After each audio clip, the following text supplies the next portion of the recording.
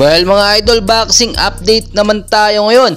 Marlon Tapales kondisyon ng pangangatawan matapos nga po makipag-sparring sa ilang boksingero nitong nakaraan ay talagang napatunayan, nakita kung gaano katatag ang stamina ngayon ni Marlon Tapales. Bukod pa po dyan yung araw-araw na mga training or mga practice na ginagawa niya, yung mga ehersisyo tuwing umaga, pampakondisyon at pampatibay ng kanyang katawan.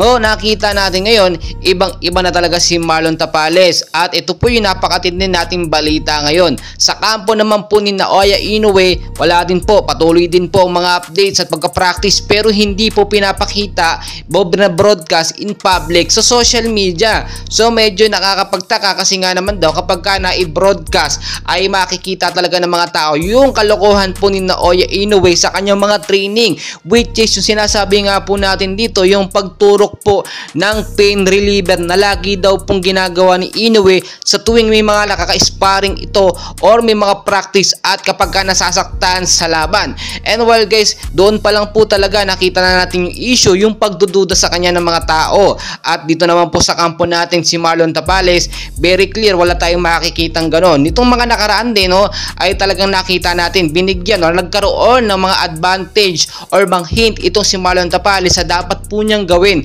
pag nakalaban niya na sa December 26 si Naoya Inoue. Ayon na nga rin po sa mga nagbigay ng hint sa kanya, insider po natin sa boxing, ay sinabi madali lang daw tamaan or madali lang daw makita ang quick point po ni Naoya Inoue kapag tinamaan ito sa may dibdib or bandang tagiliran. Doon po talaga siya sobrang umaaray at nasasaktan ng todo. So ngayon po nakita natin yung weak point po ni Inoue, yun po talaga yung tinitira ngayon or pinag-aaralan ng kampo ni Marlon Tapales. Si Marlon Tapales naman po sa ang parte ng katawan niyan, medyo talagang sanay na sanay siya na tinatamaan kasi nga kapag tinamaan siya ng mga boksingero, mga nakaka-sparring niya, never and ever po siya gumagamit ng pain reliever. Sinasanay niya po yung sarili niya masaktan ng todo sa sakit po ng mga suntok na ibang boksingerong nakakalaban niya, para kapag ka nakalaban niya si Inoue, hindi maging hadlang or distraction yung pag-aray kapag ka tinamaan ng solid punch sa dibdib man niya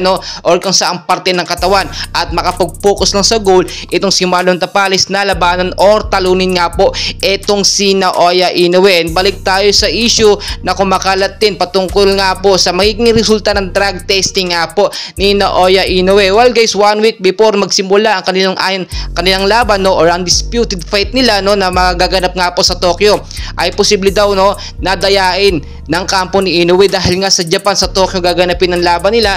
Madali na pong gawa ng paraan ng anti-doping test na sinasabi, pwede pong i-positive or negative yun agad-agad nang humahawak po ng resulta. Well guys, magkagayon man kahit negatibo man, sa ring na lang po magkakaalaman talagang kahit negatibo or walang ginagamit itong si Naoya Inoue, kung meron man talagang makikita na lang po natin yan sa laban. And well guys, patuloy ko po kayong i-update, and please huwag nyo kalimutan mag-like and subscribe for more boxing update sa Pilipinas.